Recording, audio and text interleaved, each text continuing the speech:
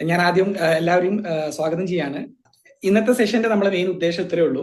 Kerala PSC വരാൻ പോകുന്ന Kerala PSC DHS nursing എക്സാമിന്റെ ഒരു ഓവർവ്യൂ, എങ്ങനെയാണ് എക്സാമിന് പ്രിപ്പയർ ചെയ്യേണ്ടത്, എക്സാമിന്റെ പ്രിപ്പയർ ചെയ്യേണ്ട സബ്ജക്ട്സ് മാത്രമല്ല അതിന്റെ കംപ്ലീറ്റ് കാര്യങ്ങൾ A to Z നിങ്ങൾ എക്സാമിനെ കുറിച്ച് അറിയേണ്ട കാര്യങ്ങൾ നമ്മൾ ഈ ഒരു സെഷനിൽ ഡിസ്കസ് ചെയ്യുന്നതായിരിക്കും.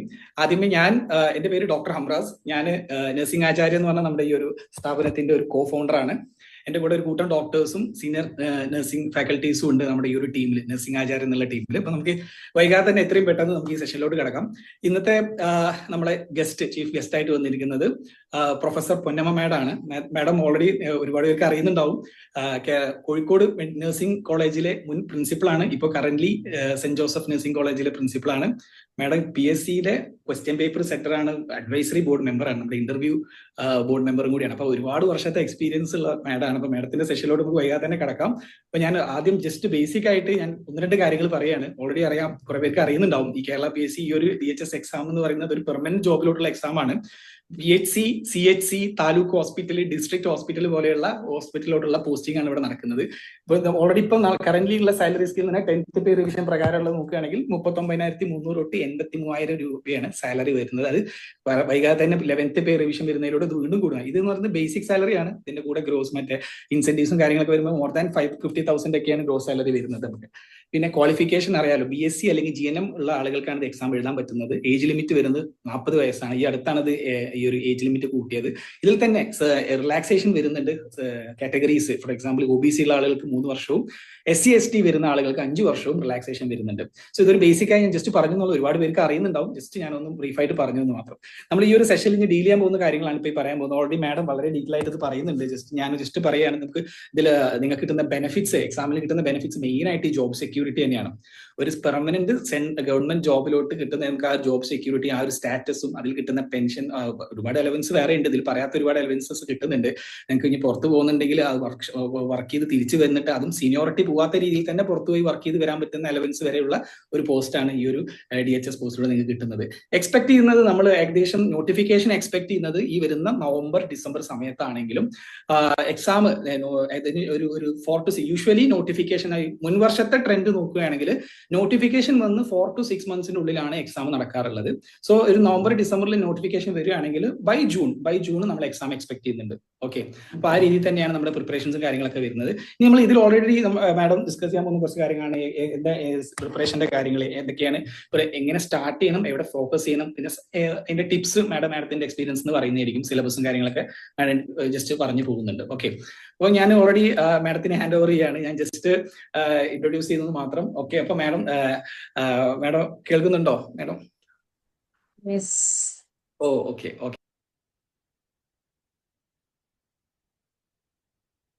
അപ്കമിങ് DHS നഴ്സിംഗ് ഓഫീസറിന്റെ പരീക്ഷയ്ക്ക് വേണ്ടിയുള്ള ഒരു പ്രിപ്പറേഷൻ ആണ് ഇന്നത്തെ ഈ വെബിനാർ നമ്മൾ ഫോക്കസ് ചെയ്തിരിക്കുന്നത്. ഇതിന്റെ മെയിൻ ബെനിഫിറ്റ്സ് ഓൾറെഡി പറഞ്ഞു കഴിഞ്ഞൊരു പെർമനന്റ് ജോബിന് വേണ്ടിയുള്ള ഒരു കോമ്പറ്റേറ്റീവ് എക്സാമിനേഷൻ ആണ്. പെൻഷൻ, സാലറി, ബെനിഫിറ്റ്സ് ഒക്കെ കൃത്യമായിട്ട് പറഞ്ഞിട്ടുണ്ട്. പെൻഷൻ മുമ്പത്തെ മാതിരി ഉള്ളൊരു പെൻഷൻ അല്ല, ഇപ്പം വ്യത്യാസമുണ്ട്. ഇപ്പം സ്കെയിൽ ഓഫ് പേ ഒക്കെ ഓൾറെഡി പറഞ്ഞതാണ്. ഇപ്പോൾ കോമ്പറ്റേറ്റീവ് എക്സാമിനേഷനും എനിക്ക് തോന്നുന്ന ഇനി ഒരു ഇന്റർവ്യൂ വരാനുള്ള സാധ്യതയുണ്ടോ എന്ന് കേൾക്കുന്നുണ്ട്. ഇതുവരെ ഇല്ലായിരുന്നു. ഇനി ചിലപ്പോഴാണ് ഇന്റർവ്യൂ കൂടെ ആഡ് ചെയ്യേണ്ടി വരുമായിരിക്കും. സാലറി സ്ട്രക്ചർ, പേ സ്കെയില്, ഇതിന്റെ components, basic salary, DRNS allowance, HRA, uniform allowance, അങ്ങനെയൊക്കെയാണ് ഇതിന്റെ ബൈഫർക്കേഷൻസ് വരുന്നത്. പിന്നെ പ്രൊമോഷൻ ആണെങ്കിൽ grade 1 to grade 2 to grade 1, പിന്നെ ചീഫ് നഴ്സിംഗ് ഓഫീസർ വരെയുള്ള പ്രൊമോഷൻ സാധ്യതയുള്ളൊരു പോസ്റ്റും കൂടിയാണ്. ബേസിക് സാലറി 29,200 ആണ്. അതിൻ്റെ കൂടെ DRNS allowance, HRA, special allowances എല്ലാം കൂടി ഒരു ഗ്രോസ് സാലറി എന്ന് പറയുന്നത് 43,000 വരും. ഇത് ചേഞ്ച് ചെയ്യാവുന്നതാണ്. DA ഇൻക്രീസ് ചെയ്യുന്നതനുസരിച്ച് ഗ്രോസ് മന്ത്ലി സാലറി ഇൻക്രീസ് ചെയ്യും. പെൻഷൻ കോൺട്രിബ്യൂട്ടറി പെൻഷൻ ആണ്. അഷ്വേർഡ് പെൻഷൻ സ്കീം ഇപ്പം സർക്കാർ കൊണ്ടുവന്നിട്ടുണ്ട് NPS-നെ മാറ്റിക്കൊണ്ട്. ഇപ്പൊ 10% of basic salary and DA ആണ് കോൺട്രിബ്യൂട്ടറി പെൻഷന് വേണ്ടി കൊടുക്കേണ്ടത്. പിന്നെ മാൻഡറ്ററി ഡിഡക്ഷൻസ് ആയിട്ട് state life insurance, group life insurance, professional tax, എല്ലാം കൂടെ ടോട്ടൽ ഡിഡക്ഷൻസ് അറൗണ്ട് ഒരു 6,000 വരും. എങ്ങനെയാളെ ടേക്ക് ഹോം പേ 35,000 to 38,000 കിട്ടും. അത്രയാണ് മെയിൻ ഫീച്ചേഴ്സ് വരുന്നത്. പിന്നെ സ്ഥിരം സാലറി സ്ഥിരം ജോലി ആയതുകൊണ്ട് പെൻഷൻ അങ്ങനെയുള്ള കാര്യങ്ങൾ, ഗ്രാറ്റുവിറ്റി, ഇതെല്ലാം തന്നെ കിട്ടാനുള്ള ഗവൺമെന്റിന്റെ എല്ലാ റൂൾസും ആപ്ലിക്കബിൾ ആയിട്ടുള്ള ഒരു തസ്തിക തന്നെയാണ്. കമ്പയർഡ് ടു മറ്റ് ജോലികൾ അനുസരിച്ച് ഇവർ ക്ലറിക്കൽ പോസ്റ്റിനേക്കാളും ഒക്കെ നല്ല ബേസിക് ആണ് നഴ്സുമാർക്കുള്ളത്. സെൻട്രൽ ഗവൺമെന്റിന്റെ ഒക്കെ ആണെങ്കിൽ നല്ല ബേസിക് സാലറി തന്നെയാണ്. BSSC ഒക്കെ പോലെയുള്ള സ്ഥാപനങ്ങളിലാണെങ്കിൽ ഡിപ്ലോമ ഹോൾഡേഴ്സിന് മറ്റുള്ള തസ്തികകളുള്ളതിനേക്കാളും നല്ല സ്കെയിലാണ് നഴ്സസിനുള്ളത്. അപ്പം DHSന്റെ പ്രിപ്പറേഷൻ ചെയ്യുന്നതിലുപരി DHS തന്നെ ആകണമെന്നില്ല, മറ്റ് കേന്ദ്ര ഗവൺമെന്റ് സ്ഥാപനങ്ങളിലേക്കുള്ളൊരു പ്രിപ്പറേഷനും കൂടെ ആകാം. ഈ നന്നായിട്ട് പഠിച്ചാൽ ആ പരീക്ഷയൊക്കെ തന്നെ പാസ്സായി മുമ്പോട്ട് പോകാനായിട്ട് പറ്റും. All the very best. എങ്ങനെയാണ് ഒരു സ്റ്റഡി പ്ലാൻ ഉണ്ടാക്കുന്നത്? ബിക്കോസ് ഒരു കോമ്പറ്റേറ്റീവ് എക്സാമിനേഷൻസ് ആണ്. നിങ്ങൾക്കറിയാം, ഒരു വർഷം ഏതാണ്ട് 10,000-ഓളം നഴ്സുമാര് ഇറങ്ങുന്നുണ്ട് കേരളത്തിൽ നിന്ന് തന്നെ. ഇപ്പൊ നല്ല ഒരു സ്റ്റഡി പ്ലാൻ ഉണ്ടെങ്കിൽ മാത്രമേ 4-5 മാസം കൊണ്ട് സബ്ജക്ട് കംപ്ലീറ്റ് കവർ ചെയ്ത് കോൺഫിഡൻസോടെ തന്നെ ഒരു എക്സാമിനേഷനെ നിങ്ങൾക്ക് ഫേസ് ചെയ്യാൻ പറ്റുള്ളൂ. എല്ലാ സബ്ജക്ട്സും കംപ്ലീറ്റ് ആയിട്ട് കവർ ചെയ്യേണ്ടതായിട്ടുണ്ട്. അതിനകത്ത് നമ്മളിപ്പം syllabus BSc nursing almost ENM BScയിലുള്ള എല്ലാ സബ്ജക്റ്റും തന്നെ അതിനകത്ത് ഇൻക്ലൂഡ് ചെയ്യുന്നുണ്ട്. അതിനകത്ത് ബയോളജിക്കൽ സയൻസസ്, ബേസിക് സയൻസസ് ഉണ്ട്, പിന്നെ ബിഹേവിയറൽ സയൻസസ്, നഴ്സിംഗിന്റെ സബ്ജക്ട്സ്, അങ്ങനെ 3 ക്ലാസിഫിക്കേഷനാണ് വരുന്നത്. എല്ലാ സബ്ജക്ട്സിനെക്കാളും റെപ്രസെന്റ് ചെയ്ത് ക്വസ്റ്റ്യൻസ് വരുന്നുണ്ട്. ഇപ്പം 2023 ക്വസ്റ്റ്യൻസ് നമ്മൾ നോക്കിയാൽ 10 മാർക്കാണ് ഓരോരോ സബ്ജക്റ്റിനായിട്ട് കൊടുത്തിരിക്കുന്നത്. ആ ഡിവിഷൻ നിങ്ങൾക്ക് ആ ക്വസ്റ്റ്യൻസ് ഒന്ന് ഡൗൺലോഡ് ചെയ്ത് നോക്കിയാൽ കാണാൻ പറ്റും. ചില ക്വസ്റ്റ്യൻസ് റിപ്പീറ്റഡ് ആയിട്ട് വരുന്നുണ്ട്. അതിന് പറയുന്ന ഈ ഹൈൽഡ് സബ്ജക്ട്സ് എന്നാ പറയുന്നത്. ഒരിക്കലും നമുക്ക് ഒഴിവാക്കാൻ പറ്റാത്ത ക്വസ്റ്റ്യൻസ് ആണ് റിപ്പീറ്റഡ് ആയിട്ട് വരുന്നത്. അപ്പം പ്രീവിയസ് ക്വസ്റ്റ്യൻ പേപ്പേഴ്സ് പ്രാക്ടീസ് ചെയ്താൽ തന്നെ ആ ഒരു ഹൈൽഡ് ക്വസ്റ്റ്യൻസ് നിങ്ങൾക്ക് കവർ ചെയ്യാൻ പറ്റും. പിന്നെ ലാസ്റ്റ് മിനിറ്റിലേക്ക് നിങ്ങൾ പ്രിപ്പറേഷൻ മാറ്റിവെച്ചാൽ സ്ട്രെസ് ആയിരിക്കും, മറന്നു പോകാനുള്ള സാധ്യത കൂടുതലുണ്ട്. അതുകൊണ്ട് റിയലിസ്റ്റിക് ആയിട്ടുള്ളൊരു പ്ലാൻ ഫോക്കസ് ചെയ്ത് പഠിച്ചാൽ തീർച്ചയായിട്ടും ഈ എക്സാമിനേഷൻ പാസ്സായി നല്ലൊരു റാങ്കോടെ തന്നെ ജോലിയിലേക്ക് കയറാനായിട്ട് സാധിക്കും. അതിനു വേണ്ട ആദ്യമായിട്ട് ചെയ്യേണ്ടത് നിങ്ങളുടെ സിലബസ് എന്താണെന്ന് മനസ്സിലാക്കുക. PSCയുടെ വെബ്സൈറ്റിൽ തന്നെ സിലബസ് വളരെ ക്ലിയർ ആയിട്ട് കൊടുത്തിട്ടുണ്ട്. ഓരോ സബ്ജക്ട് വൈസ് കൊടുത്തിട്ടുണ്ട്. അപ്പം ബേസിക് നഴ്സിംഗിന്റെ സബ്ജക്റ്റിനൊപ്പം തന്നെ biological sciences, anatomy, physiology, microbiology, അതുപോലെ തന്നെ behavioural sciences, psychology, sociology, nutrition, ഇങ്ങനെയുള്ള സബ്ജക്റ്റിന്റെ റെപ്രസെന്റേഷനും നന്നായിട്ട് ക്വസ്റ്റ്യൻസിൽ കാണാനുണ്ട്. പിന്നെ fundamentals of nursing, medical surgical nursing, pharmacology, obstetrics and gynaecology, child health nursing, community health nursing, mental health nursing, nursing research, administration, patient safety and infection control. ആയിട്ട് patient safety ഒന്നും നമ്മുടെ സിലബസിൽ അധികം കൊടുത്തിട്ടില്ല. പക്ഷേ പേഷ്യന്റ് സേഫ്റ്റി ഇപ്പോൾ വലിയ ഒരു പബ്ലിക് ഹെൽത്ത് ഇഷ്യൂ തന്നെ ആയതുകൊണ്ട് പേഷ്യന്റ് സേഫ്റ്റിയുടെ ക്വസ്റ്റ്യൻസ് വരാറുണ്ട്. പിന്നെ ഇൻഫെക്ഷൻ കൺട്രോൾ, അതിന് IPC എന്ന് പറയും, infection prevention and control practices, അതിനെക്കുറിച്ചും നല്ല ആഴത്തിലുള്ള ഒരു അറിവുണ്ടാകണം. അതിനകത്ത് including biomedical waste management. Then divide the subjects into categories: strong subjects, moderate subjects and weak subjects. അങ്ങനെ ക്ലാസിഫൈ ചെയ്തിട്ട് നിങ്ങൾ പഠിച്ച 3 വർഷം അല്ലെങ്കിൽ 4 വർഷം പഠിച്ചാൽ നിങ്ങൾ ഏത് സബ്ജക്റ്റാണ് ഏറ്റവും സ്ട്രോങ് ആണെന്നുള്ളത് ഐഡന്റിഫൈ ചെയ്യുക. അങ്ങനെയുള്ള സബ്ജക്ട്സിന് സമയം കുറച്ച് അലോട്ട് ചെയ്താൽ മതിയായിരിക്കും. അതുകൊണ്ട് സ്ട്രോങ് സബ്ജക്ട് നിങ്ങൾ റിയലൈസ് ചെയ്യുക. മോഡറേറ്റ് സബ്ജക്ട്സ് റിവിഷൻ വേണം, പ്രാക്ടീസ് വേണ്ടത് ഏതാണ്, വീക്ക് സബ്ജക്ട്സ് ഏതാണെന്നുള്ളത് മനസ്സിലാക്കി അതിന് കൂടുതൽ സമയം ഓപ്റ്റ് ചെയ്താൽ തീർച്ചയായിട്ടും ഏകദേശം എല്ലാം നമുക്ക് ഒരുപോലെ കവർ ചെയ്യാൻ പറ്റും. മെഡിക്കൽ സർജിക്കൽ ആണെങ്കിൽ 25% ഓഫ് ദ ടൈം നിങ്ങൾക്ക് വെയിറ്റേജ് കൊടുക്കാം. Foundation 15%, pharmacology 15%, obstetrics and gynaecology 10%. അങ്ങനെ ഓരോ സബ്ജക്റ്റിനും ഒരു വെയിറ്റേജ് കൊടുക്കുക. ഇതിന്റെ കൂടെ തന്നെയാണ് അനാട്ടമി, ഫിസിയോളജി, മൈക്രോബയോളജി, അതുപോലെ തന്നെ nutrition and infection control, patient safety, ഇത്രയും കാര്യങ്ങൾ വെയിറ്റേജ് കൊടുത്ത് തന്നെ പഠിക്കേണ്ടതായിരിക്കുന്നുണ്ട്. ഈ വെയിറ്റേജ് അനുസരിച്ച് സമയം കൂടെ നിങ്ങൾ അലോട്ട് ചെയ്താൽ നന്നായിരിക്കും. ഒരു ഡെയിലി പ്ലാൻ ഒരു 6 മണിക്കൂറെങ്കിലും പഠിക്കുക. ഡ്യൂട്ടി കഴിഞ്ഞു വന്നാണെങ്കിലും ഡിവൈഡഡ് ആയിട്ട് അറ്റ് സ്ട്രെച്ചിൽ 6 മണിക്കൂർ ഇരുന്നില്ലെങ്കിൽ തന്നെ ഡിവൈഡഡ് ആയിട്ട് സമയം കണ്ടെത്തുക. ഇപ്പം ഒരു ടൈം ഷെഡ്യൂൾ ഞാൻ വെറുതെ കൊടുത്തതേ ഉള്ളൂ. നിങ്ങൾക്ക് ഏതാണ് അപ്രോപ്രിയേറ്റ് ആയിട്ടുള്ള സമയം അതനുസരിച്ച് നിങ്ങൾക്ക് ടൈം ഷെഡ്യൂൾ ചെയ്യാൻ പറ്റും. Quick revision and flash cards. നിങ്ങൾ എഴുതുന്ന സബ്ജക്റ്റ് സ്ട്രക്ചർ ചെയ്യുന്ന കണ്ടന്റ് ആണ് ഈ ക്വിക്ക് റിവിഷൻ ആയിട്ട് നിങ്ങൾ വെക്കുക. മെയിൻ സബ്ജക്റ്റിന്റെ study, MCQ practice, week topic revision and review mistakes. ഇങ്ങനെ നിങ്ങൾ ഡിവൈഡ് ചെയ്ത് പോയാൽ ഏതാണ്ട് എല്ലാ ഏരിയയും നമുക്ക് കവർ ചെയ്യാൻ പറ്റും. സ്ട്രോങ് സബ്ജക്ട്സ്, മോഡറേറ്റ്ലി സ്ട്രോങ് ആയിട്ടുള്ളത്, വീക്ക് സബ്ജക്ട്സ്, അങ്ങനെ വെയിറ്റേജ് കൊടുത്ത് ചെയ്യാൻ പറ്റും. മൾട്ടിപ്പിൾ ചോയ്സ് ക്വസ്റ്റ്യൻസിന്റെ തീർച്ചയായിട്ടും MCQ ഡെയിലി ഒരു 100-150 ക്വസ്റ്റ്യൻസ് എങ്കിലും പ്രാക്ടീസ് ചെയ്യണം. അത് ഇപ്പം നമ്മളുടെ കേരള PSCയുടെ മാത്രമാകണം നിർബന്ധമില്ല, മറ്റു പരീക്ഷകളുടെയും കൂടെ MCQ പ്രാക്ടീസ് ചെയ്താൽ നന്നായിരിക്കും.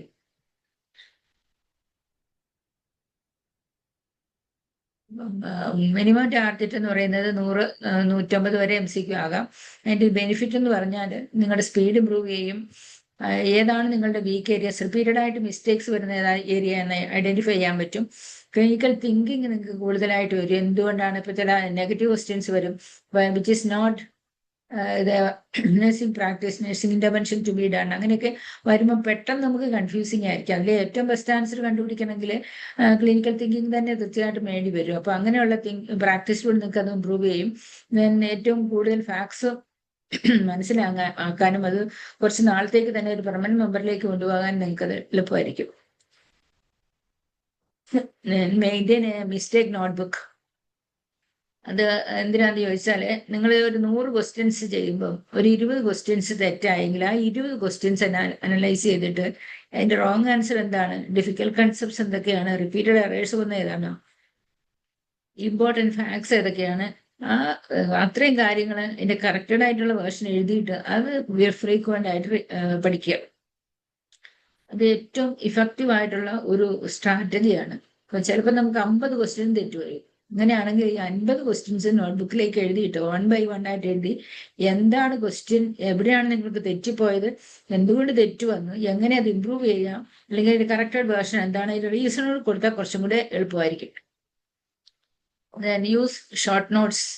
അത് എഴുതുന്ന കണ്ടന്റ് ഒന്ന് സമ്മറൈസ് ചെയ്ത് നമ്മൾ പതോഫിസിയോളജി ഒക്കെ പഠിക്കുന്നത് പോലെ ഇപ്പൊ ലാസിക്സ് കൊടുത്താൽ ബ്രീതിങ് ഡിഫിക്കൽറ്റി, ഹാർട്ട് ഫെയിലറിലൊക്കെ ബെറ്റർ ആകും അല്ലേ? അങ്ങനെ പഠിച്ചിട്ടില്ലേ? ബ്രോങ്കോഡൈലേറ്റസ് അല്ലല്ലോ ഹാർട്ട് ഫെയിലർ കൊടുക്കുന്നത്, ആദ്യം ലാസിക്സ്. അപ്പൊ ലാസിക്സിന്റെ ആക്ഷൻ എങ്ങനെയാന്ന് അതിന്റെ സൈഡിൽ എഴുതി വെച്ചാൽ ആ കാര്യം നിങ്ങൾ ഓർത്തിരിക്കുക. അപ്പം ലാസിക്സ് കൊടുക്കുമ്പം അല്ലെങ്കിൽ ഡയറോട്ടിക്സ് കൊടുക്കുമ്പം ഫ്ലോസിമേഡ് കൊടുക്കുമ്പോൾ ഉണ്ടാകാവുന്ന സൈഡ് എഫക്ട്സും കൂടെ എഴുതി വെച്ചാൽ 4 കാര്യങ്ങൾ ടെസ്റ്റ് വെച്ച് പഠിച്ചു പോകും. അതാണ് റിവിഷൻ നോട്ട്സ് ആയിട്ട് ഉപയോഗിക്കാൻ പറ്റുന്നത്.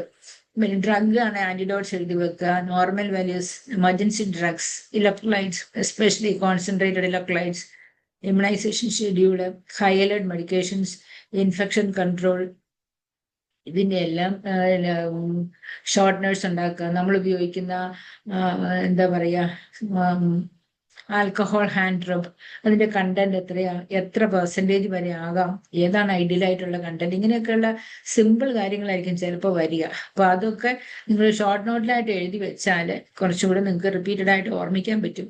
പിന്നെ പഠിക്കുന്ന കാര്യങ്ങൾ നിങ്ങൾ തന്നെ ഒന്ന് റിഫ്ലക്ട് ചെയ്താൽ ഓരോ ദിവസം ഇന്നലെ ഞാൻ പഠിച്ചതായിരുന്നല്ലോ, ഇതാണ് എൻ്റെ നോർമൽ വാല്യൂ അല്ലെ, അങ്ങനെ ഒന്ന് റിപ്പീറ്റഡ് ആയിട്ട് ഓർമ്മിച്ചാൽ തന്നെ പല കാര്യങ്ങളും വീണ്ടും ഓർമ്മിക്കാൻ പറ്റും. അങ്ങനെ റിപ്പീറ്റഡ് പ്രാക്ടീസിലൂടെ ഒരു പെർമനന്റ് മെമ്മറിയിലേക്ക് അത് പോവുകയും ചെയ്യും.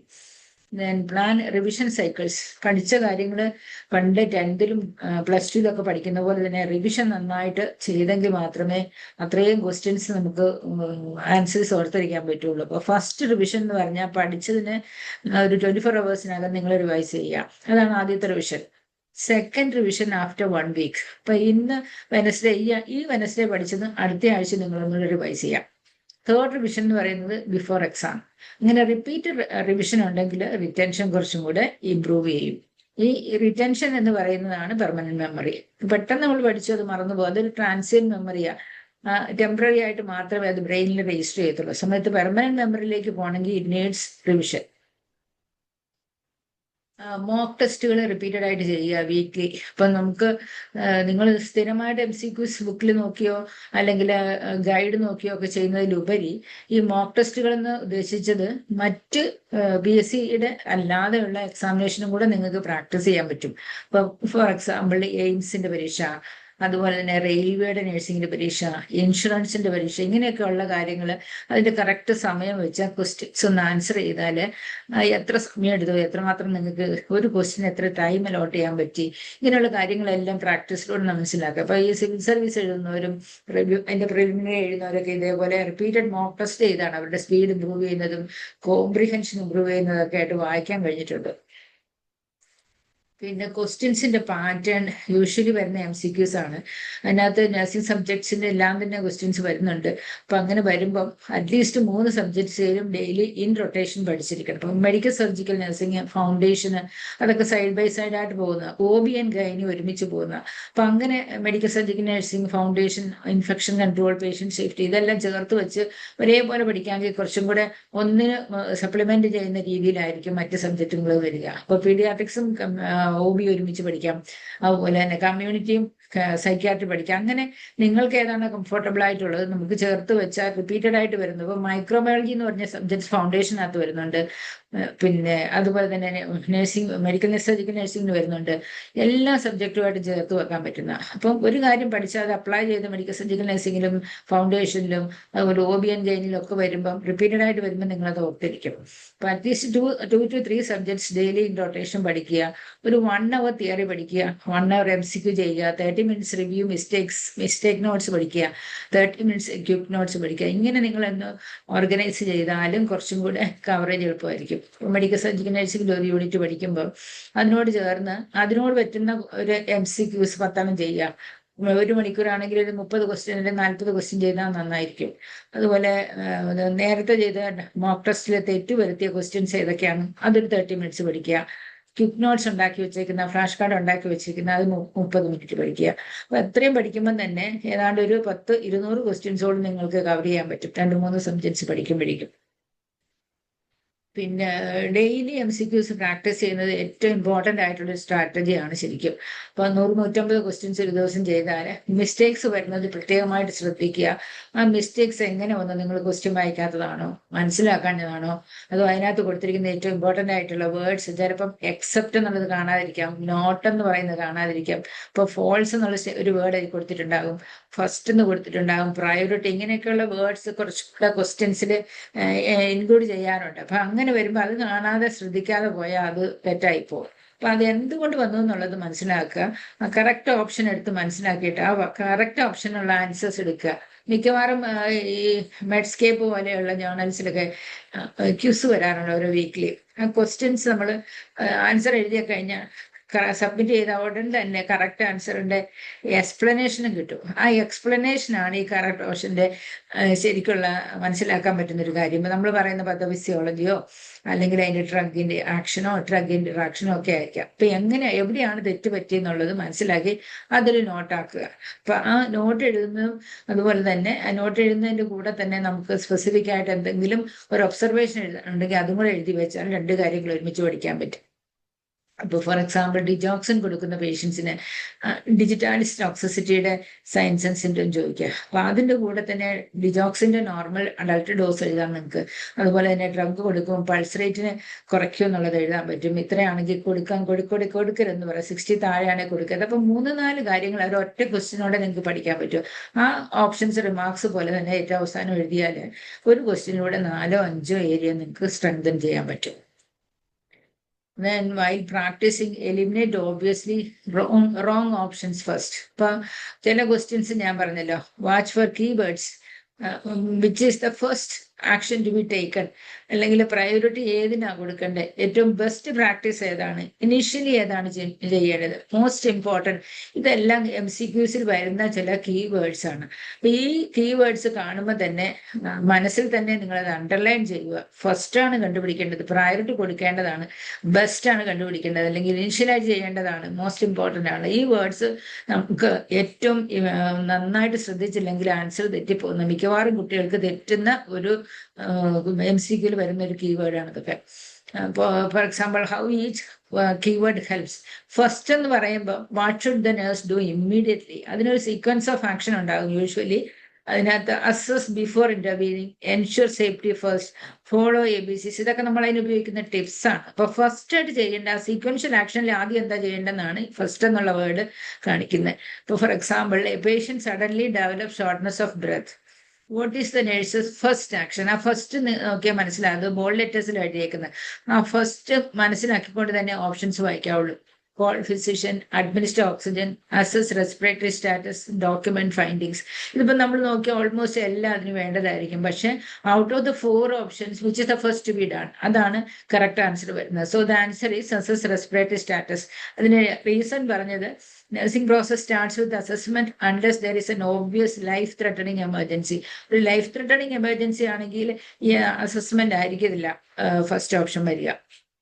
അപ്പൊ അതുകൊണ്ട് MCQ കാണുമ്പോൾ എപ്പോഴും ശ്രദ്ധിക്കേണ്ടത്, ഇതുപോലെ യൂഷ്വലി ഒരു സ്റ്റേറ്റ്മെന്റ് ആണെങ്കിലും ചില ലെറ്റേഴ്സ് നമ്മൾ ബോൾഡ് ലെറ്റേഴ്സ് ഇപ്പൊ നോട്ട് എന്ന് വെക്കാം, ഫോൾസ് വെക്കാം, പ്രയോറിറ്റി കൊടുക്കാൻ പറ്റും. അങ്ങനെ ഏതെങ്കിലും ഒരു വാക്ക് തന്നാൽ അത് വെച്ച് തന്നെ അതായിരിക്കണം നമ്മളുടെ ആൻസർ കണ്ടുപിടിക്കാൻ ഫോക്കസ് ചെയ്യേണ്ട കീവേഡ്.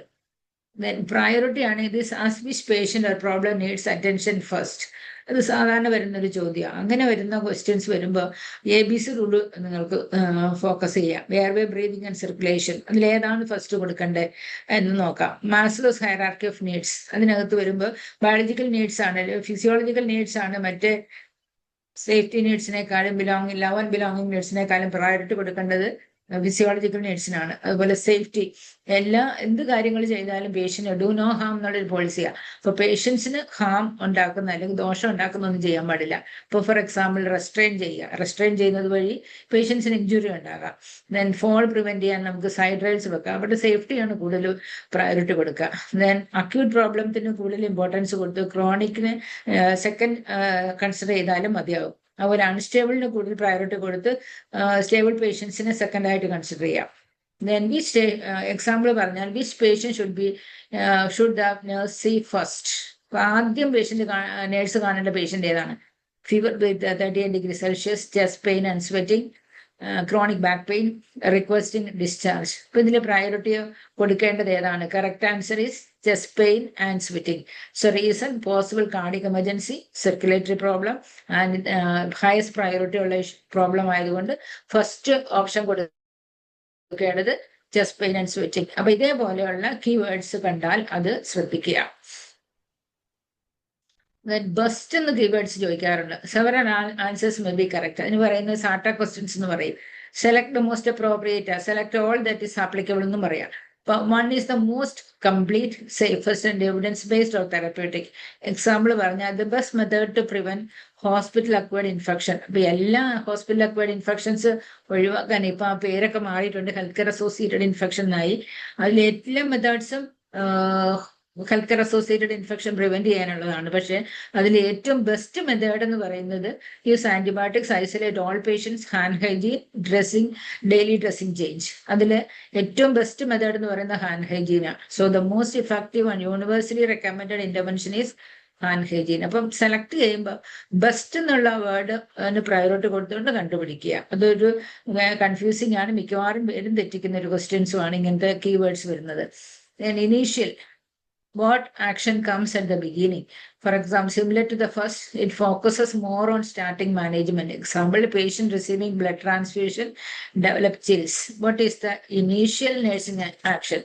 Initial എന്നുള്ളത് ടോൾമാൻ ലെറ്ററിംഗ് പോലെ തന്നെ വലിയ അക്ഷരത്തിലും അതിന്റെ സൈസ് വലുതാണ്, ലെങ്തും വലുതാണ്. അപ്പം ഇനീഷ്യൽ എന്നുള്ളത് സ്ട്രെസ് ചെയ്യാൻ വേണ്ടി അങ്ങനെ കൊടുത്തിരിക്കുന്നത്. So notify the physician, stop transfusion, check temperature, administer histamine, antihistamine. ഈ 4 ഇനീഷ്യലി ചെയ്യേണ്ട എന്താണ്? So the correct answer is stop transfusion. That prevent further harm immediately. Then most important, this identifies the action or the problem with the greatest impact on survival. High risk, then maximum safety concern. Sorry. The most important intervention for a patient with potassium 2.5 milliequivalents per liter is encourage fluids, monitor ECG, daily weight, restrict sodium. So the correct answer is you monitor ECG because severe hypokalemia can cause fatal arrhythmias. So mistake book undakumbo. But if the answer is wrong, you can write The correct answer is severe hypokalemia. Then add a note and the remark column that hypokalemia can cause severe hypokalemia can cause fatal arrhythmias. So like that, if you write, when you read it completely, you identify the concept of hypokalemia, what are the signs and symptoms and how it can impact the heart. ഇത്രയും കാര്യങ്ങൾ ആ ഒറ്റ question തന്നെ നിങ്ങൾക്ക് മനസ്സിലാക്കാൻ പറ്റും. Then why these keywords improve accuracy? Because one, it identify the nursing priorities. Instead of choosing a generally correct option, you choose the safest and the most urgent one. അതാണ് ഇതുപോലെ കീവേഡ്സ് കൊടുക്കുമ്പോഴുള്ള ഏറ്റവും advantage അതാണ്. അത് ഒരു ഡിസ്ട്രാക്ടറായി തോന്നിക്കും, എന്നാൽ പോലും ഏറ്റവും best option ആയിട്ട് സെലക്ട് ചെയ്യാൻ നിങ്ങളെ സഹായിക്കും. രണ്ടാമത്തത് avoid distractors. So keywords help distinguish correct action versus the best action.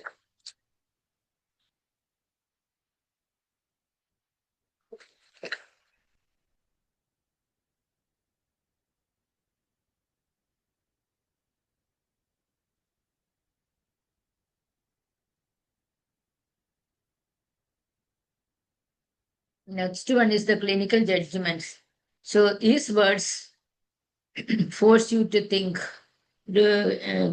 Critical തിങ്കിങ്ങിന് സഹായിക്കുന്ന വേർഡ്സ് ആണ് ഇതൊക്കെ. What is urgent? ഇപ്പൊ അർജൻസി എന്ന് പറയുന്ന ആ വേർഡും ആ സിറ്റുവേഷന്റെ അർജൻസി മനസ്സിലാക്കുക എന്ന് പറയുന്നത് ക്ലിനിക്കൽ ജഡ്ജ്മെന്റ് തന്നെ വേണം. In that situation what protects life, അങ്ങനെയുള്ള സമയത്ത് എന്താ ചെയ്യണ്ടേ? Then what prevents harm, what should happen first. ഇത്രയും 4 പ്രധാനപ്പെട്ട കാര്യങ്ങളാണ് ക്ലിനിക്കൽ ജഡ്ജ്മെന്റിൽ നമുക്ക് വരുന്നത്. ആ ക്ലിനിക്കൽ ജഡ്ജ്മെന്റ് അപ്ലൈ ചെയ്യണമെന്നുണ്ടെങ്കിൽ ഒരു സിനേറിയോ ഒക്കെ തന്നിട്ട് ആ സിനേറിയോയിൽ നിങ്ങൾ എന്താ ചെയ്യേണ്ടതെന്ന് ചോദിക്കാം. Golden rules for priority questions. Priority വരുമ്പം യൂസ് ABC. ഒരുപാട് 4 ഓപ്ഷൻസ് വരും. ഈ 4 ഓപ്ഷൻസിലെ ഏറ്റവും പ്രയോറിറ്റി കൊടുക്കേണ്ട ആൻസർ കിട്ടണമെന്നുണ്ടെങ്കിൽ ഈ പ്രിൻസിപ്പിൾ ഉപയോഗിക്കാം. Airway problems are treated before everything else. അതാണ് ABC റൂൾസ് എന്ന് പറയുന്നത്. മാസ്ലോസ് ഹൈറാർക്കി എന്ന് പറയുന്ന physical survivor comes before emotional needs.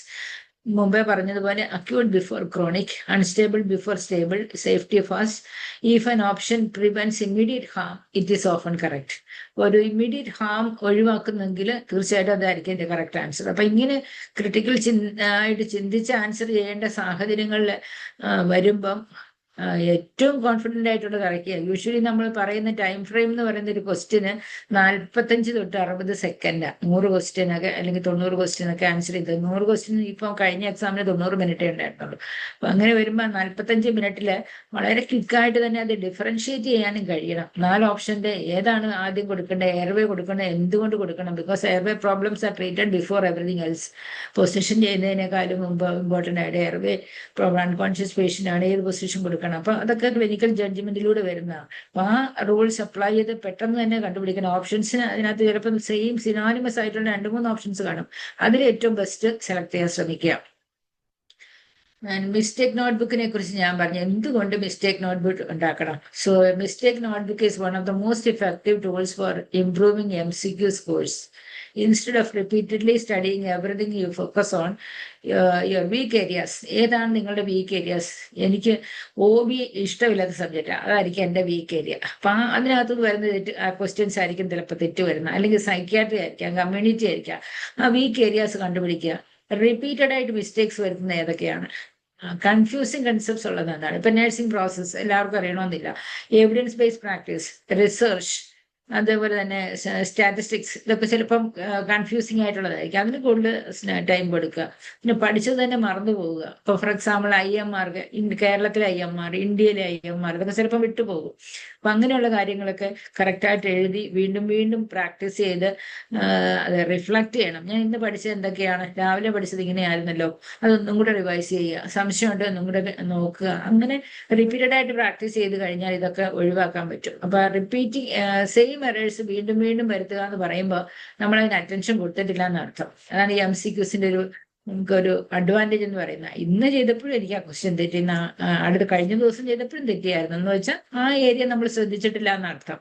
അപ്പൊ ഒരിക്കലും ഒരു തെറ്റ് പറ്റിയാൽ തീർച്ചയായിട്ടും അതിനെക്കുറിച്ച് കൂടുതൽ പഠിച്ച് ഈ മിസ്റ്റേക്ക് നോട്ടിൽ എഴുതി വെച്ച് അതിന്റെ കറക്റ്റ് ഐഡിയയും അതുപോലെ തന്നെ അതിന്റെ റിമാർക്സ് കോളത്തിൽ എന്തുകൊണ്ട് തെറ്റി, അതെന്തായിരുന്നു, ആൻസർ കറക്റ്റായിട്ട് വന്നത് എന്തുകൊണ്ടാണെന്നുള്ളതൊന്ന് മനസ്സിലാക്കിയെടുക്കുക. Then writing mistakes down, writing down mistakes definitely help improves retention. അപ്പോൾ ഒരു പ്രാവശ്യം വന്നു കഴിഞ്ഞാൽ നിങ്ങൾ പഠിച്ചു കഴിഞ്ഞാൽ ഒരു 2-3 പ്രാവശ്യം മിസ്റ്റേക്ക് നോട്ട് നോക്കിയാൽ മതി. അപ്പം പെർമനന്റ് മെമ്മറിയിലേക്ക് നിങ്ങൾ അത് പോകാൻ സാധ്യതയുണ്ട്. പിന്നെ ഐഡന്റിഫൈ ദ പാറ്റേൺസ്. ഏത് തരത്തിലുള്ള ക്വസ്റ്റ്യൻസ് ആണ്? ഈ ഐഡന്റിഫൈ ഫസ്റ്റ് ആണോ, ഇനീഷ്യൽ ആണോ, നോട്ടാണോ, ഫോൾസ് ആണോ, ഏത് കീവേഡിലുള്ള ക്വസ്റ്റ്യൻസ് ആണ് എനിക്ക് തെറ്റിപ്പോയതെന്നുള്ളത് ചോദിക്കാം. അപ്പൊ ചില ക്വസ്റ്റ്യൻസ് കമ്പൈൻഡ് ആയിട്ട് ചോദിക്കാം. അപ്പൊ അത്തരം ക്വസ്റ്റ്യൻസ് ആണോ അവന്? അതിന്റെ ഡിഫിക്കൽട്ടി ലെവൽ കൂടുതലുള്ള ക്വസ്റ്റ്യൻസ് ആണ്. ആ പാറ്റേൺ ഓഫ് ക്വസ്റ്റ്യൻസും കൂടെ ഐഡന്റിഫൈ ചെയ്യുക. Strength and week topics.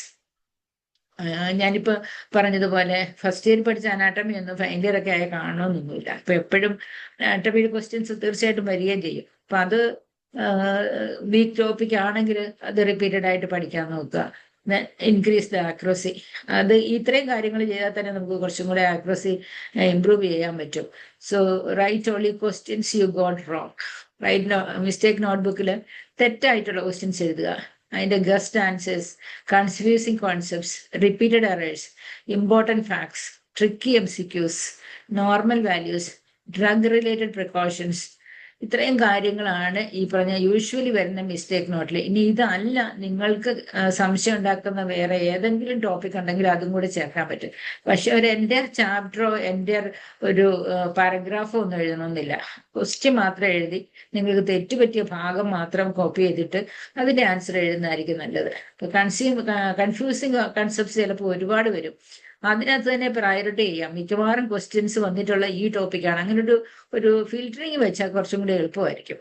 Confusing topics ഒരുപാട്. ഇപ്പൊ റിസർച്ച് ഒക്കെ ആണെങ്കിൽ ഒരുപാട് പേർക്ക് തെറ്റ് വരുന്നത്. അതിനകത്ത് ചിലപ്പോൾ സാമ്പിളിംഗ് ഫ്രെയിം ചോദിക്കാം, അതുപോലെ സാമ്പിളിംഗ് ടെക്നിക്സ് ചോദിക്കാം, പിന്നെ അതുപോലെ തന്നെ റിസർച്ച് സ്ട്രാറ്റജീസ് ചോദിക്കാം, ഡേറ്റ കളക്ഷൻ ടൂൾസ് ചോദിക്കാം, സോഴ്സസ് ഓഫ് ഡേറ്റ കളക്ഷൻ, ഇങ്ങനെയെല്ലാം ഒരുപാട് കാര്യങ്ങളുണ്ട്. അപ്പൊ അതൊക്കെ കൺഫ്യൂസിങ് ആണെങ്കിൽ ആ കൺഫ്യൂസിങ് ടോപ്പിക്സ് കൃത്യമായിട്ട് മിസ്റ്റേക്ക് നോട്ട്ബുക്കിൽ എഴുതി റിപ്പീറ്റഡ് പ്രാക്ടീസ് ചെയ്താൽ നിങ്ങൾക്ക് നല്ല സ്കോർ വാങ്ങാനുള്ള സാധ്യത കൂടുതലാണ്.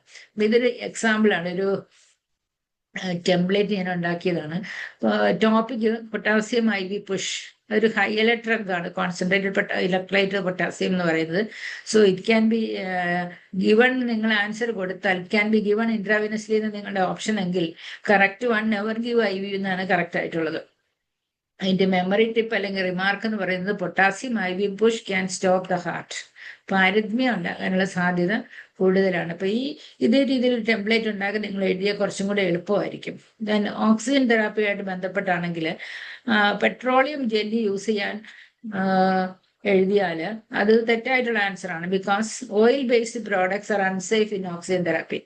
ഇപ്പൊ മെമ്മറി ടിപ്പാണ് oxygen plus oil gives fire risk. അപ്പൊ ഇതേപോലെ ഷോർട്ടായിട്ട് ഈ മിസ്റ്റേക്ക് നോട്ടിൽ എഴുതി കഴിഞ്ഞാൽ കൃത്യമായിട്ടുള്ള കാര്യങ്ങൾ നിങ്ങൾക്ക് ഓർത്തിരിക്കാനും എളുപ്പമായിരിക്കും. അതുപോലെ നോർമൽ വാല്യൂസ് എഴുതിയാൽ എളുപ്പമായിരിക്കും. സയൻസ് ആൻഡ് സിംറ്റംസ് ഇപ്പോൾ ഡിജിറ്റൽ ടോക്സിസിറ്റിയുടെ അല്ലെങ്കിൽ ഡ്രഗ് ഇന്ററാക്ഷനോ ഡ്രഗ് ഫുഡ് ഇന്ററാക്ഷനോ ഇതേപോലെ എഴുതിയാൽ കുറച്ചും കൂടി നിങ്ങൾക്ക് എളുപ്പമായിരിക്കും. Then write subject wise, write the reason for the mistakes. ഇപ്പൊ അനാട്ടമി തന്നെ ഹാർട്ടിന്റെ ചേമ്പേഴ്സ്, അതുപോലെ തന്നെ congenital heart disease, pulse originate ചെയ്യുന്ന സ്ഥലങ്ങൾ, ഇങ്ങനെയൊക്കെയുള്ള കാര്യങ്ങളൊക്കെ ചോദിച്ചാൽ അതിനൊരു ഡയഗ്രാം അയച്ചു വെച്ചാൽ തന്നെ നിങ്ങൾക്ക് എളുപ്പമായിരിക്കും. Then right the reason for the mistake. അയ്യോ നിങ്ങൾ ശ്രദ്ധിച്ചില്ല, കണ്ടില്ല, അല്ലെങ്കിൽ ഞാൻ മനസ്സിലാക്കിയത് തെറ്റായിപ്പോയി, അധികം സമയം കിട്ടിയില്ല, ഇതൊക്കെ ആയിരിക്കും റീസൺസ്. ആ റീസൺ കണ്ടുപിടിച്ച് അടുത്ത പ്രാവശ്യം അത് വരാതിരിക്കാൻ സഫീഷ്യന്റ് ആയിട്ടുള്ള സമയം കൊടുത്തതിനെ ചിന്തിച്ച് എഴുതുക. So why did I get this wrong? Lack of knowledge, misread the questions, confused terms, miss not or accept. Not or accept keywords വന്നിട്ടുണ്ടെങ്കിൽ അത് ശ്രദ്ധിച്ചിട്ടില്ല. Poor priority judgement, clinical judgement ഉപയോഗിച്ചില്ല. അപ്പൊ ആ കാരണം എന്താണെന്ന് കണ്ടുപിടിക്കുക.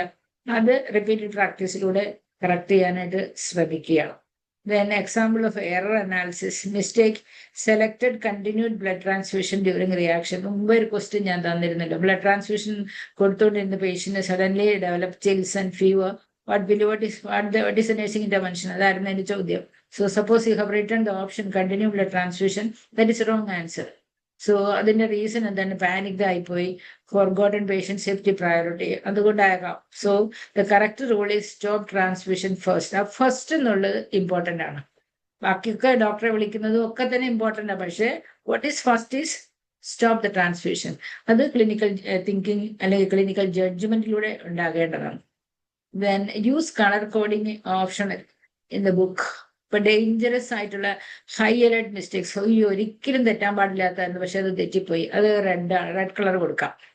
അതുപോലെ blue facts and values, IMR, MMR, അതുപോലെ തന്നെ ഈ ആശ ഹെൽത്ത് പ്രോഗ്രാംസ്, പിന്നെ അയൺ ആൻഡ് ഫോളിക് ആസിഡിന്റെ നോർമൽ കൊടുക്കുന്ന റേഞ്ച് എത്രയാണ്, വൈറ്റമിൻ എ പ്രൊഫിലാക്സിന് കൊടുക്കുന്ന ഡോസ്, ഇങ്ങനെയൊക്കെയുള്ള കാര്യങ്ങളെല്ലാം ഫാക്ട്സ് ആൻഡ് ഫിഗേഴ്സ് ഒക്കെ ബ്ലൂ കൊടുക്കാൻ പറ്റും. ഗ്രീൻ ഫ്രീക്വന്റ്ലി റിപ്പീറ്റഡ് ക്വസ്റ്റ്യൻസ്, എല്ലാ പരീക്ഷയിലും ഒഴിവാക്കാൻ പറ്റാത്ത ക്വസ്റ്റ്യൻസ് ആണ് ഗ്രീനിൽ കൊടുക്കുക. അപ്പൊ ഇതേപോലെ കളർ കോഡിൽ നിങ്ങൾ എഴുതിയ കുറച്ചും കൂടെ നിങ്ങൾക്ക് ആ മിസ്റ്റേക്ക് ബുക്കിലേക്ക് എഴുതി വെച്ചാൽ മനസ്സിലാക്കാനും പഠിക്കാനും എളുപ്പമായിരിക്കും. Then revise the notebook frequently. Best revision method എന്ന് പറഞ്ഞാൽ ഡെയിലി 5 തൊട്ട് 10 മിനിറ്റ് ഒരു 5 ക്വസ്റ്റ്യൻ പഠിക്കുക. Weekly full review. മറ്റേ ബിഫോർ എക്സാമിനേഷൻ റിവൈസ് ഉള്ളി mistake notebook, short notes, repeated MCQs. അത് എക്സ്ട്രീംലി ഇഫക്റ്റീവ് ആയിട്ടുള്ള കാര്യമാണ്. റിവൈസ് ചെയ്ത് പിന്നെ പഠിക്കാത്ത കാര്യങ്ങളോ കോൺഫിഡൻസ് ഇല്ലാത്ത കാര്യങ്ങളോ ഒന്നും പരീക്ഷയ്ക്ക് മുമ്പായിട്ട് പഠിക്കാതിരിക്കുക. കൂടുതൽ സമയം സ്പെൻഡ് ചെയ്താൽ നിങ്ങൾക്ക് സ്ട്രെസ് കൂടുതലേ ഉള്ളൂ, പഠിച്ചതിട്ട് മനസ്സിലാക്കാനും പറ്റത്തില്ല. അതുകൊണ്ട് കോൺഫിഡൻസ് ഉള്ളതും അറിയാവുന്ന കാര്യം കൂടെ റിവൈസ് ചെയ്യുക. മിസ്റ്റേക്ക് നോട്ട്ബുക്ക് കൃത്യമായിട്ട് വായിക്കുക. ഷോർട്ട് നോട്ട്സ് പ്രിപ്പയർ ചെയ്ത് വെച്ചിട്ടുണ്ടെങ്കിൽ അത് വായിക്കുക. Repeat MCQs. Then learn time management. For 100 MCQs, do not spend too long on one question. Average time 45 തൊട്ട് 60 സെക്കൻഡ് വരെയാണ് ഒരു ക്വസ്റ്റ്യന്. അപ്പൊ 90 ക്വസ്റ്റ്യൻ എത്ര 100 ക്വസ്റ്റ്യൻ എത്ര സമയമുണ്ടെന്ന് നിങ്ങൾക്ക് ചിന്തിക്കാം. അപ്പൊ ഒരു ക്വസ്റ്റ്യൻ 2-3 മിനിറ്റ് സ്പെൻഡ് ചെയ്താൽ കിട്ടുന്ന 1 മാർക്കായിരിക്കും. അപ്പം ആദ്യം തന്നെ ക്വസ്റ്റ്യൻ ഒന്ന് ഓവറോൾ നോക്കിയിട്ട് ഏറ്റവും അറിയാവുന്നത് 100% ഉറപ്പുള്ള കാര്യങ്ങൾ പെട്ടെന്ന് ചെയ്യുക. അങ്ങനെ വരുമ്പോൾ മറ്റു ക്വസ്റ്റ്യൻ അല്പം കൂടെ സമയം നിങ്ങൾക്ക് കൂടുതൽ കിട്ടും. So strategy during the examination: answer easy questions first, mark doubtful ones later, return later, avoid changing answers unless sure. ആദ്യം തോന്നണ എഴുതി പിന്നെ അത് വെട്ടിക്കളയുക, പിന്നെ വേറെ ഒന്ന് എഴുതുക, അങ്ങനെ പാടില്ല. ഡൗട്ട്ഫുൾ ആയിട്ടുള്ള ലീവ് ചെയ്യുക, അവസാനം തിരിച്ചു വന്ന് പറ്റുന്നത് പോലെ എഴുതുക. പക്ഷെ 2023 ക്വസ്റ്റ്യനകത്ത് നെഗറ്റീവ് മാർക്ക് 1/3 കൊടുക്കുന്നതായിട്ട് കണ്ടു. അതുകൊണ്ട് അറ്റംപ്റ്റ് ചെയ്തില്ലെങ്കിൽ 0 കിട്ടത്തില്ല. പക്ഷെ നെഗറ്റീവ് മാർക്ക് കിട്ടുന്ന തെറ്റാണെങ്കിൽ 1/3 മാർക്ക് നിങ്ങൾക്ക് നഷ്ടപ്പെടും. അതുകൊണ്ട് ഉറപ്പുള്ള ക്വസ്റ്റ്യൻസ് മാത്രം ആൻസർ ചെയ്യുക, അല്ലാത്തത് ലീവ് ചെയ്യുക. Then revise previous question papers, solve previous nursing recruitment examinations, All India Institute of Medical Science ന്റെ അതുപോലെ ESIC-യുടെ NORCET, DH, MOH ഒക്കെ examination, PSC nursing officer exam, പിന്നെ അതുപോലെ തന്നെ ജിപ്മറിന്റെ നിംഹാൻസിന്റെ അതുപോലെ റെയിൽവേ, ഇതിന്റെ എല്ലാ എക്സാമിനേഷൻസ് നെറ്റിൽ അവൈലബിൾ ആണ്. അതൊക്കെ എടുത്ത് പ്രാക്ടീസ് ചെയ്യുക. കേരള PSC മാത്രം ഉണ്ടാക്കാതെ ചിലപ്പോൾ ഒരു സെപ്പറേറ്റ് ഒരു ഏജൻസി തന്നെയായിരിക്കും ഈ എല്ലാ സെന്റേഴ്സിലേക്കും ക്വസ്റ്റ്യൻ പേപ്പർ സെറ്റ് ചെയ്യുന്നത്. അപ്പൊ അതുകൊണ്ട് ക്വസ്റ്റ്യൻസ് റിപ്പീറ്റ് ചെയ്ത് വരാനും ഒക്കെ ഉള്ള സാധ്യതയുണ്ട്. അപ്പം കേരളത്തിലെ DHSന്റെ പരീക്ഷയുടെ ക്വസ്റ്റ്യൻസ് മാത്രം നോക്കാതെ കുറച്ചുകൂടെ വൈഡായിട്ട് നിങ്ങൾ പ്രിപ്പയർ ചെയ്ത് കഴിഞ്ഞാൽ ഡെഫിനറ്റ് ആയിട്ട് നിങ്ങൾക്ക് ഈസി ആയിട്ട് പാസ്സാകാൻ പറ്റും. സോ റിപ്പീറ്റഡ് കോൺസെപ്റ്റ്സ് നഴ്സിംഗ് സിലബസിൽ നിന്ന് തന്നെയാണല്ലോ എല്ലാത്തിലും വരുന്നത്. അപ്പൊ അതുകൊണ്ട് ഈ ഹൈൽഡ് ക്വസ്റ്റ്യൻസ്, ഹൈൽഡ് സബ്ജക്ട്സ് എല്ലാ എക്സാമിനേഷനും സിമിലർ ആയിരിക്കും. സോ ലാസ്റ്റ് വീക്ക് സ്ട്രാറ്റജി എന്ന് പറയുന്നത് do not start new topics. പുതുത് അറിയാത്തതോ പഠിക്കാത്തതോ പിന്നെ സമയം കളയരുത്. Focus on rapid revision, MCQ practice, weak areas, important charts or tables and clinical guidelines. Clinical guidelines പറയുമ്പോൾ എപ്പോഴും കറണ്ട് ആയിട്ടുള്ള ഗൈഡ് നോക്കണം. പണ്ട് പഠിച്ചതോ നിങ്ങൾ കോളേജിൽ പഠിച്ചതോ അല്ല നോക്കേണ്ടത്, ഏറ്റവും കറണ്ട് ഗൈഡ് ലൈൻസ് പ്രാക്ടീസ് ചെയ്യാം. എക്സാമിനേഷന്റെ തലേന്ന് നന്നായിട്ട് ഉറങ്ങുക, ടെൻഷൻ അടിക്കാതെ ഓവർനൈറ്റ് ഇരുന്ന് കഴിഞ്ഞാൽ പെട്ടെന്ന് രാവിലെ നിങ്ങൾക്ക് ഓർമ്മിച്ചെഴുതാൻ പറ്റത്തില്ല. ലൈറ്റ് ഫുഡ് കഴിക്കുക, എക്സാം സെന്ററിൽ നേരത്തെ എത്തുക, ക്വസ്റ്റ്യൻസ് നന്നായിട്ട് എഴുതുക. Beware of negative wording like accept, not and false. Then circle or underline the negative word mentally. And words like not, accept and false must stand out in your mind. Question കാണുമ്പോൾ തന്നെ not, accept, false ഇതെല്ലാം bold ലെറ്റേഴ്സിലായിരിക്കും. അത് പ്രത്യേകമായിട്ട് ഓർത്ത് വെക്കുക. Then read all options carefully, convert the question, eliminate the true statements and remove the options that are clearly correct, and the remaining option is usually the answer. അപ്പോൾ അതേ രീതി filter ചെയ്തുകൊണ്ട് വേണം ആൻസർ ചെയ്യാനായിട്ട്. Then sample MCQs ഇതേപോലെയുള്ളത് പറഞ്ഞാൽ it is not a standard precaution. ആ question വായിക്കുമ്പോൾ തന്നെ നോട്ട് എന്നുള്ള വേർഡ് ശ്രദ്ധിക്കുക. It is not a standard precaution. Standard precaution അല്ലാത്ത എന്താ? Hand hygiene, PPUs, needle recapping and safe sharps disposal. ഇതിനകത്ത് സ്റ്റാൻഡ് ഔട്ട് ചെയ്യാത്ത ഈ നോട്ട് എന്ന് പറയുന്നത് കൊണ്ട് ഏതായിരിക്കണം? The correct answer is in needle recapping. So incorrect practice are ചോദിച്ചിരിക്കുന്നത്, correct അല്ല. Incorrect practice needle recapping. Then all are higher medications except. ആ except എന്നുള്ള വേർഡ് ഫോക്കസ് ചെയ്യുക. Insulin, heparin, potassium chloride, paracetamol. So ഈ except paracetamol. Which action is not appropriate while administering potassium IV? Dilute before administration, monitor ECG, administer rapidly IV push, use infusion pump. So, which is not appropriate. Which is not appropriate, not another administer rapidly IV push. Rest of the three options are to be done.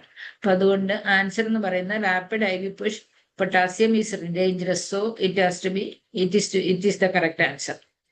Then false questions. Which statement regarding hand hygiene is false? False എന്നുള്ളത് നിങ്ങൾക്ക് ശ്രദ്ധിച്ചാൽ മനസ്സിലാകും. അത് bold ലെറ്റേഴ്സിലും അതുപോലെ അതിന്റെ size of toll മാൻഡറ്ററിങ് എന്ന് പറയുന്നത് അതുപോലെ തന്നെയുണ്ട് ഈ higher Ed medicines. Alcohol rub is effective against many micro organisms. Hand hygiene reduces hospital acquired infections. Gloves replace hand hygiene. Hand hygiene should be done before patient contact.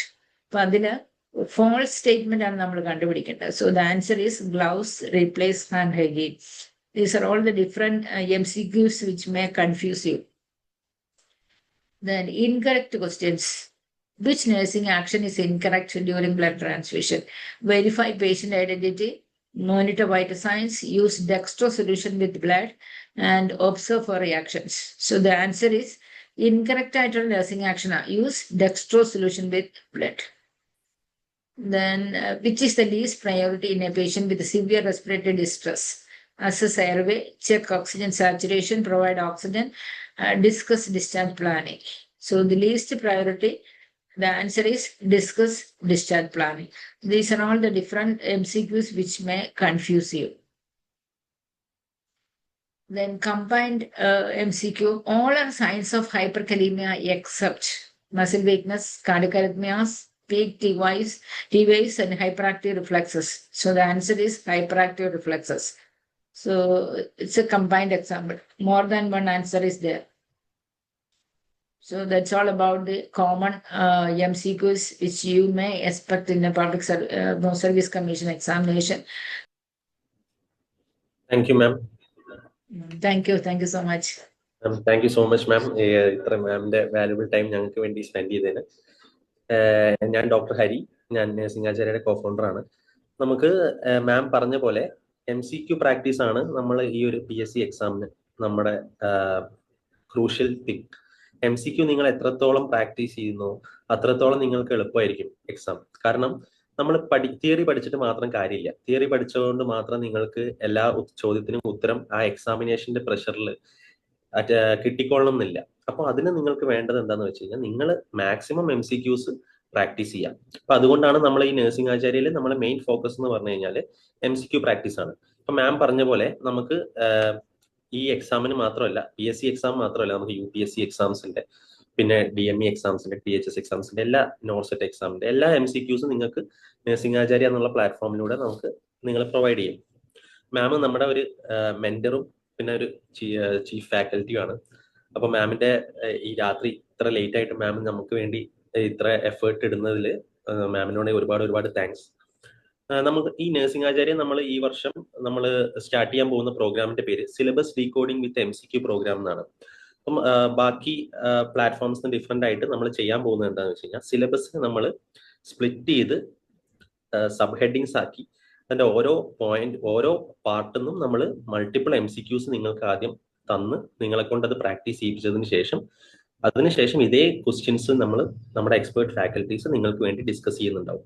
അപ്പൊ നിങ്ങൾ first time MCQ ചെയ്യുന്നതോട് കൂടെ നിങ്ങൾ syllabus ആയിട്ട് വെൽവേഴ്സ്ഡ് ആവും. അതിനുശേഷം നിങ്ങൾ അതേ ടോപ്പിക്കിന്റെ തന്നെ ക്ലാസ്സസ് കേൾക്കും തോറും നിങ്ങൾക്ക് ഒരു സെക്കൻഡ് റിവിഷൻ പോലെയാവും. അത് കൂടാതെ നമ്മൾ തിയറി നോളജ് കൂട്ടാൻ വേണ്ടിയിട്ട് ഈ ഒരു കോഴ്സിൽ നമ്മൾ കംപ്ലീറ്റ് ആയിട്ടുള്ള തിയറി ക്ലാസ്സസും ഇൻക്ലൂഡഡ് ആണ്. പ്രീ റെക്കോർഡഡ് ആയിട്ട് ഓൾറെഡി ഉണ്ട്. നമ്മുടെ ലൈവ് ക്ലാസ്സസ് ആയിട്ട് നമ്മൾ സ്റ്റാർട്ട് ചെയ്യാൻ പോണേ ഉള്ളൂ. അപ്പൊ നമ്മൾ നെക്സ്റ്റ് May 9th നമ്മൾ സ്റ്റാർട്ട് ചെയ്യാൻ ഉദ്ദേശിക്കുന്നത്. അപ്പോൾ നമ്മൾ സ്റ്റാർട്ട് ചെയ്യുമ്പോൾ ഈ സിലബസ് ഡീകോഡിംഗ് വിത്ത് MCQ പ്രോഗ്രാം ആയിരിക്കും നമ്മൾ സ്റ്റാർട്ട് ചെയ്യുന്നുണ്ടാവുക ലൈവ് ക്ലാസ്സിലൂടെ. അതിന്റെ പുറമെ നിങ്ങൾക്ക് മൾട്ടിപ്പിൾ മോക്ക് ടെസ്റ്റുകൾ ഉണ്ടാവും. പിന്നെ നിങ്ങൾ ഈ പറഞ്ഞ എല്ലാ എക്സാംസിന്റെയും ക്വസ്റ്റ്യൻസ് നിങ്ങളെ കൊണ്ട് പ്രാക്ടീസ് ചെയ്യിപ്പിക്കും. അങ്ങനെ MCQ പ്രാക്ടീസ് ആണ് നമ്മൾ ഈ കോഴ്സിലൂടെ നിങ്ങൾക്ക് തരാൻ ഉദ്ദേശിക്കുന്നത്.